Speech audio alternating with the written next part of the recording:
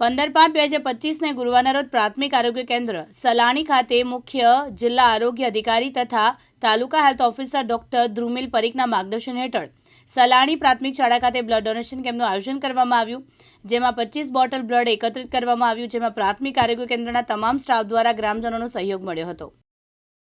નમસ્તે, મારું નામ ડૉક્ટર જિજ્ઞાસા માનસુરિયા છે। હું એમડી પેથોલોજી છું।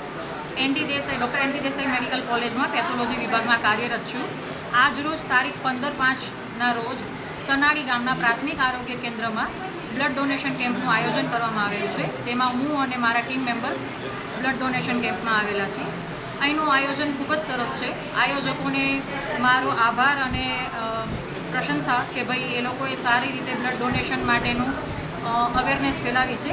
ઘણા બધા પુરુષો અને સ્ત્રીઓએ પણ ભાગ લીધેલો છે।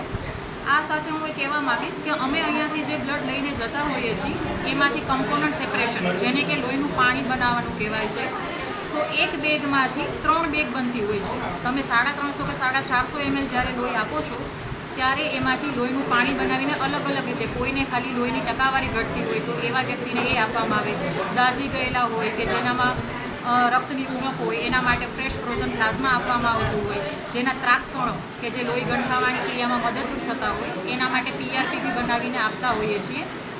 આ એક એવી વસ્તુ છે, રક્તદાન મહાદાન। બધા લોકો પાસે એટલી સમૃદ્ધિ નથી હોતી કે આર્થિક રીતે મદદ કરી શકે, પણ લોહી તો દરેકના શરીરમાં ઈશ્વરે બનાવેલું જ છે। તો આ એક સાયન્સ અત્યારે આપણને ખ્યાલ છે કે બહુ આગળ નીકળી ગયું છે, પણ હજી સુધી સાયન્સ પાસે બી આ લોહી કઈ રીતે બને છે એનો કોઈ તારમેલ છે નહીં। તો તમે તમારું કિંમતી રક્તદાન આપી શકો છો અને 3 લોકોની જિંદગી બચાવી શકો છો। કોઈ પણ પુરુષ છે એ વર્ષમાં 4 વખત આપી શકે અને સ્ત્રી છે એ વર્ષમાં 3 વાર આપી શકે।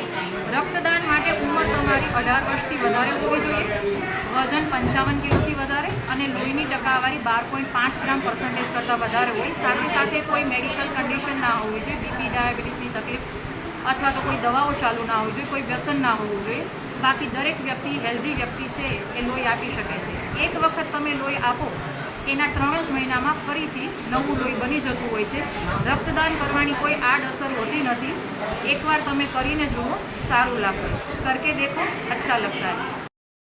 જિગ્નેશ સોડા, દિવ્યાંગ ન્યૂઝ, મૌધા, ખેડા।